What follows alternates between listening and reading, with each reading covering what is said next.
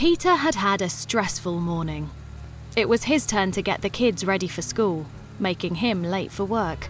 But he was finally in his van and on the way to his first delivery.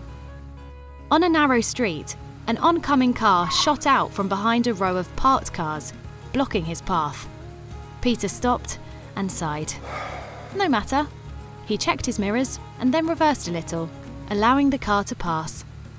Peter gave the driver a wave, but he didn't respond. No nod, no eye contact. The car just sped off. Oh, charming, thought Peter. Why do I bother? That was the last straw.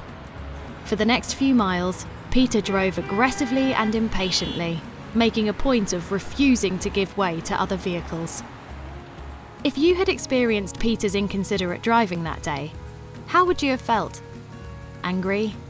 Intimidated? You might have wondered, what's his problem? How might it have affected your attitude and the way you behaved on the rest of your journey? This cycle can be represented by what's known as the Batari box. Your attitude determines the way you behave. Your behaviour affects other people's attitudes, which, in turn, affects their behaviour.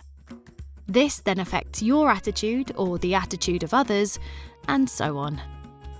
With negative attitudes or bad behaviour in the mix, we have a recipe for endless conflict. Nowhere is this more apparent than on today's busy roads. What can we do to break the cycle? Managing your own attitude is key.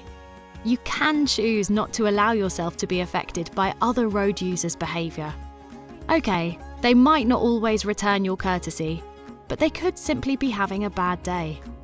Why let that ruin your mood? Remember that your behaviour can affect other people's attitudes.